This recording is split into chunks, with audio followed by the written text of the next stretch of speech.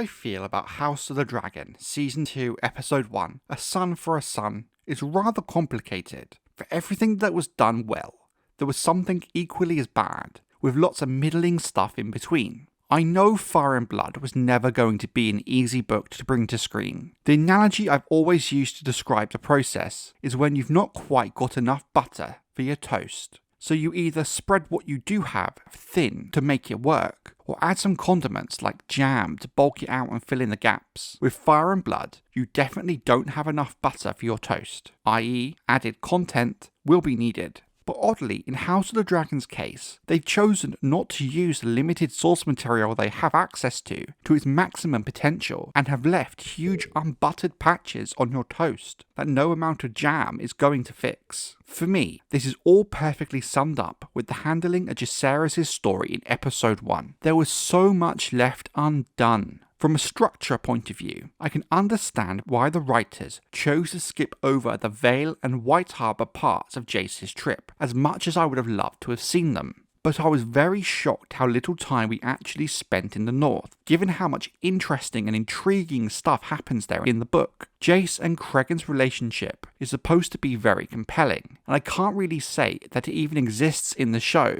and I do wonder, given how little we've seen of Cregan Stark, how this might impact parts of the story later on. Omitting the Pact of Ice and Fire also seems a really odd choice to me. I think the writers will justify this as trying to give the show more pace. But the issue is, Jace's story from the book is already very straightforward and bare bones. Speedrunning the very little he does have to do like this is, let's say, a very interesting, creative choice. Although I will add this, the whole opening sequence with the Raven flying to Winterfell and seeing Winterfell was wonderful, and it does look like they've improved Winterfell in the show. It seems a lot bigger and more substantial than it did in Game of Thrones, and a little bit more like how I pictured it in the book, even if the changes were all very minor. For me, it does seem a very odd choice to start the season seemingly a few weeks after the death of Lucerys. I just felt it was very jarring to me coming into the story now that the dust has settled already in the Green faction. I was really looking forward to seeing Otto, Alicent and Aegon's reaction to Lucerys' death, and most of all, seeing how Aemond was going to play it. Would he own the attack and claim he intended to kill Lucerys, or plead it was accidental? For me, it almost kind of felt like I was actually watching episode 2 and somehow skipped the first episode. One of the highlights of the episode for me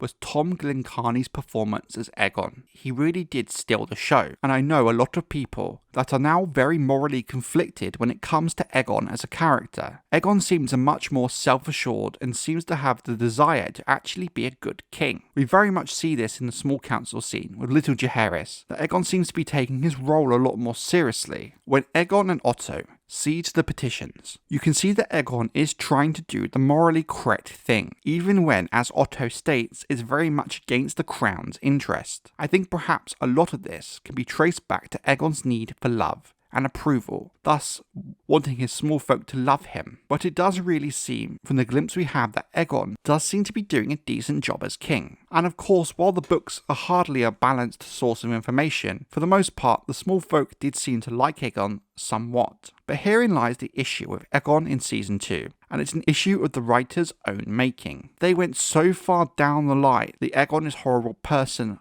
whole in Season 1, in terms of the whole Diana situation and the child fighting pits, that for 90% of the viewing audience, he was always going to be an irredeemable piece of shit, no matter how they play him in Season 2.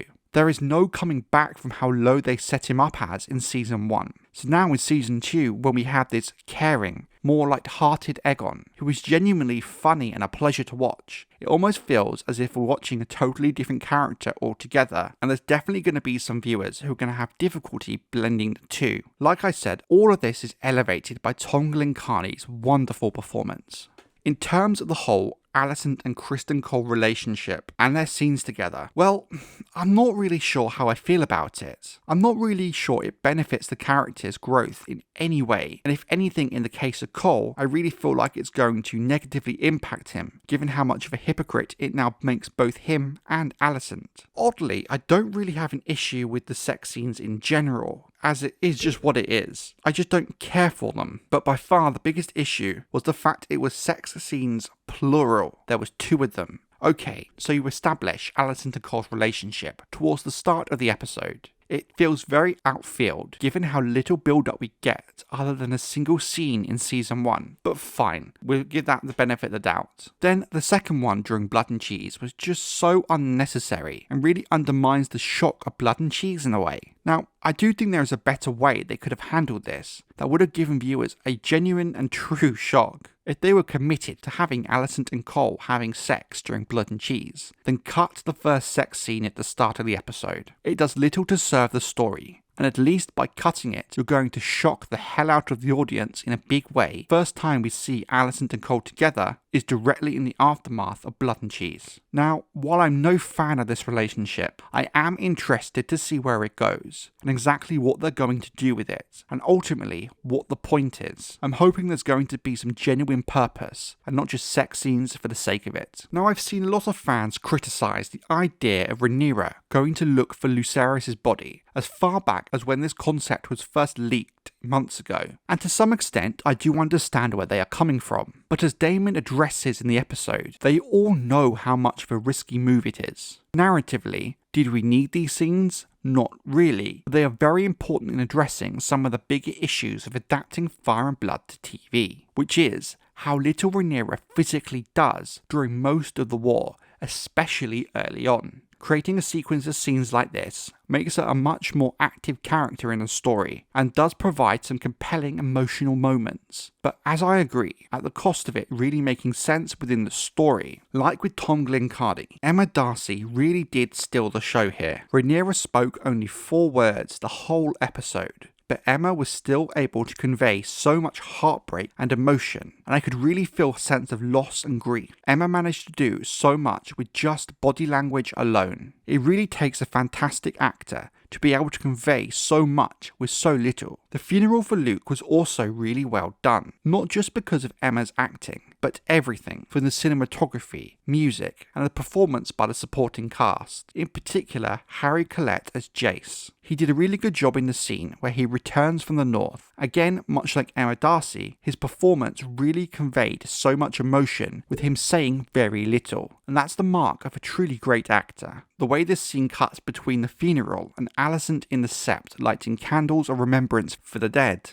including Lucerys, was fantastic, and I think it also really helped get across to viewers exactly where Alicent's head is right now as she starts to realise there is little to no hope of a peaceful solution at this point. I think the episode did a really good job at setting up the idea that Daemon is still struggling to adjust with Rhaenyra now actually being queen, in the sense he doesn't have the free will to seek justice as he sees fit, like he would have done in the past. He really wants to get the war moving and take Harrenhal, or take the fight directly to King's Landing, but can't because at the end of the day, Rhaenyra is his queen. What we see with Blood and Cheese is when he is let off the leash by Rhaenyra, in this case to seek vengeance for the death of Lucerys, he will add in his own creative freedom to his interpretation of what Rhaenyra is asking of him. Now this leads me to the most controversial element of this episode, Blood and Cheese. It's an interesting dilemma here. I don't particularly think it was very good, but I don't necessarily think it was awful at the same time. To me, it was just okay. There were parts of it I liked and parts of it that I really didn't. But I think the reason that people are quite upset about how Blood and Cheese was handled is in fact a lot more complicated than it first appears. Now, I do know a lot of fans were upset when it was leaked that the target for Blood and Cheese was Aemond Targaryen and not specifically Jaehaerys. But as much as I find Blood and Cheese one of the most shocking parts of Fire and Blood, it did always bother me somewhat why Blood and Cheese specifically targeted a child when there were other targets in the castle of much higher value, i.e.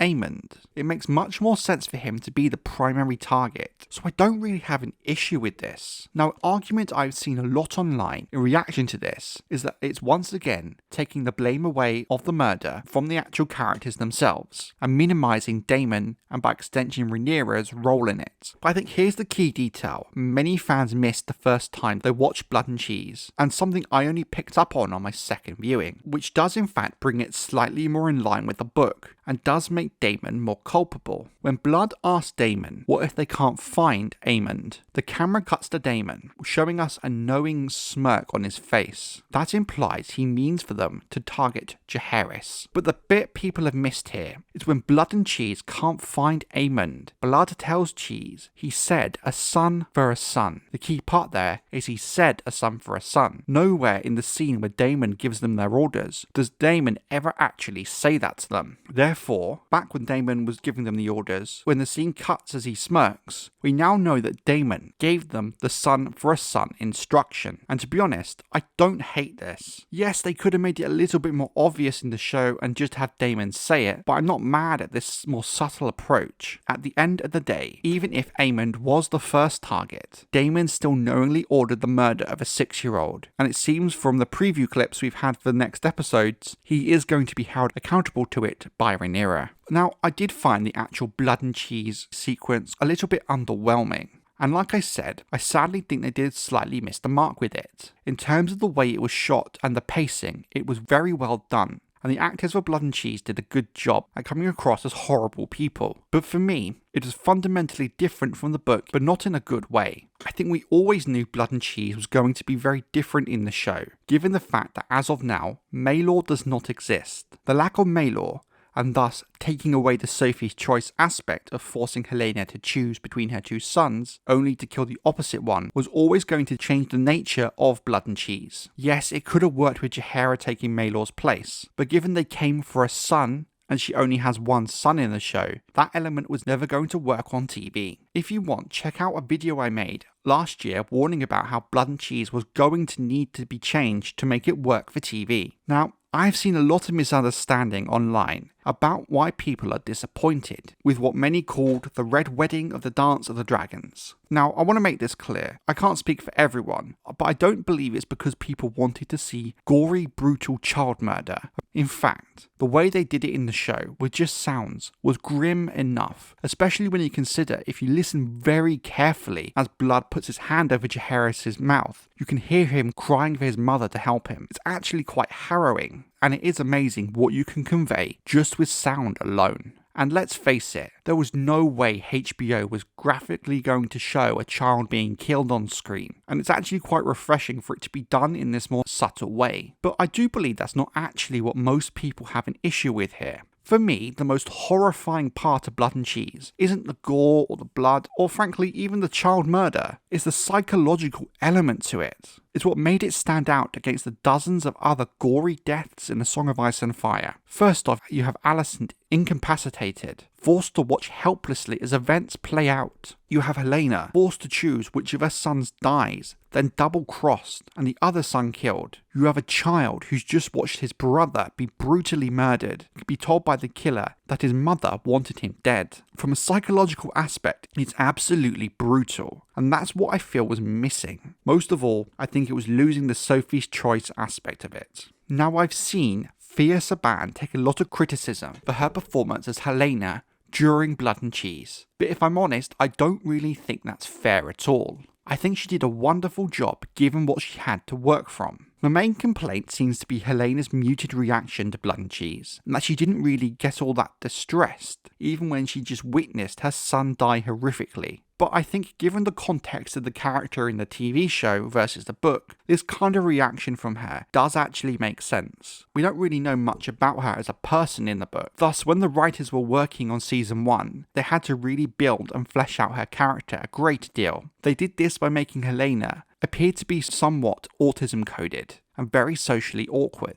Then, when you add her dragon dreams and prophetic abilities into it, it's clear that it's all taken a toll on her. Thus, when it came time to write Blood and Cheese, given how they had already established Helaena as a character during season 1, the hand was kind of forced into writing a more muted reaction to Blood and Cheese than in the book, with Helaena screams in horror and begs for them to kill her instead. So while of course this change to Helaena as a character does impact Blood and Cheese, within the context of the show, Phia Saban's performance does make sense. I think the wider questions fans should be asking here is if it was a mistake for the writers to characterize her in this way in the first place, given they knew what they were going to have to do with her in season 2. Now, I've never actually spoken about this before, but I am somewhat on the autism spectrum. I'm quite socially awkward and often disassociate in busy settings and when I'm stressed. And while I appreciate what they were trying to do with Helaena as a character, I do feel there were better ways of doing blood and cheese while staying true to that aspect of her as a character. Namely for me, for having Alicent be involved in blood and cheese like she was in the book would have solved this.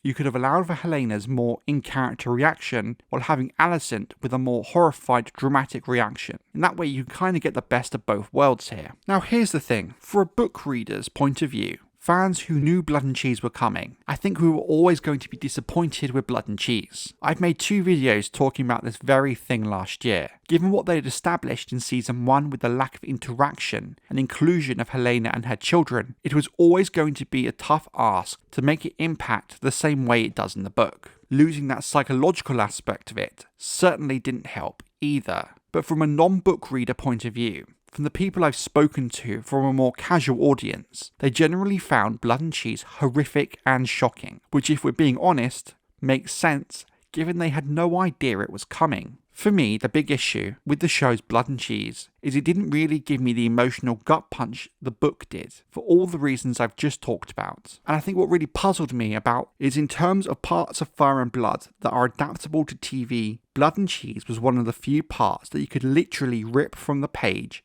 and do verbatim as in the book. It's one of the very few sections of the book that is fully realised, with lots of clear dialogue, character drama and emotion. So it does puzzle me somewhat why they felt the need to change it so much. The TV version for me lacked that emotion. I joked to my girlfriend that I felt more outraged when Cheese kicked the dog than the actual scene in the apartments itself. And while of course a dog being kicked does not equate in the slightest to the horror of a child being killed in front of his mother, it says a lot it sparked more emotion from me than that. I still have very mixed feelings about Blood and Cheese. I think in terms of an isolated piece of TV, it was executed well and did what it needed to do, and I think it certainly landed quite well with a casual audience who didn't know what was coming from the book. I think a lot of how it will be viewed in the long term really comes down to what's going to happen in its aftermath. Without my book fan hat on, I enjoyed it. But once I put the hat back on, I can't help but rue the wasted potential when it came to the psychological side of it.